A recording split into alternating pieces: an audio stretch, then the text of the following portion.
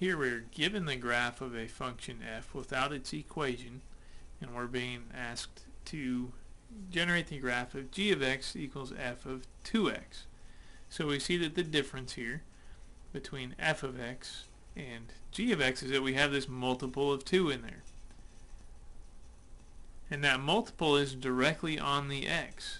So it's affecting the x coordinates. It's not outside in front of the f affecting the y coordinates. So we are affecting the x coordinates here, and that results in some type of horizontal transformation.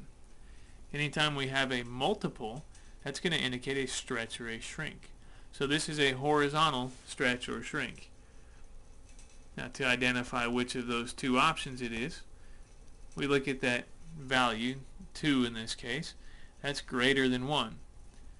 So intuitively, we'd want to say that that's going to stretch it. But just like the horizontal shifts, this horizontal transformation is a little bit opposite of your intuition, and this is actually going to be a shrink,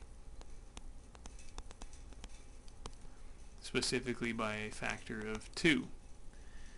So what that means to shrink it horizontally is that the points that are on the y-axis will be fixed, and everything else will get kind of squished toward the y-axis. So these points out here to the right will get pushed to the left toward the y-axis, and the points that are to the left of the y-axis will get pushed to the right toward the y-axis. Being that it's a shrink by a factor of 2, we're essentially saying that the distance that the points are currently away from the y-axis is going to get shrunk by a factor of 2, or in other words, get cut in half. And so if I start with this point out here, this negative 2, 0, it is currently 2 units away from the y-axis. If I look at the x-coordinate, it's negative 2. So I want to move that so that it's half that distance away. So that's going to just move horizontally and get to this point, negative 1, 0. That's only 1 unit away from the y-axis. So one way to do this is to take our x-coordinates and multiply them by 1/2. So my new x-coordinate at that point is negative 1. The y-coordinate is still the same. So I'm going to go ahead and plot that point over here. It's negative 1, 0. Okay, that point 0, 3, if I multiply that x-coordinate by 1/2, I'd still get 0. So I'm still at 0, 3.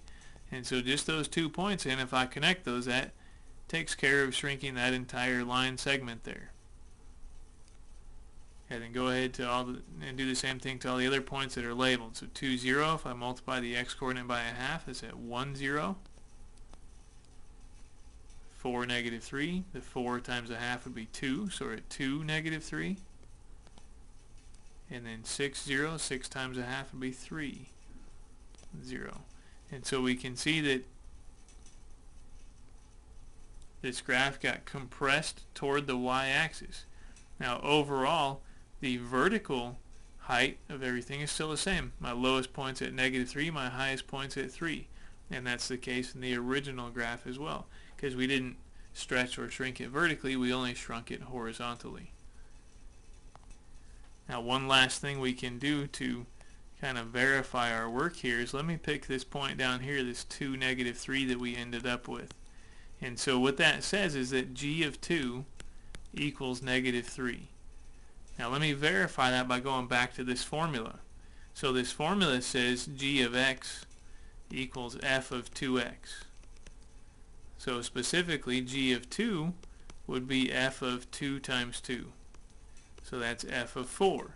So that means I'd have to go to this graph of the function f, here, this original one that was given, and find the y-coordinate when x is 4. So if I do that, I have that point labeled right here, and the y-coordinate is negative 3. So that is consistent with the picture we got over here, where in our graph of g, our y-coordinate is negative 3 when x was 2.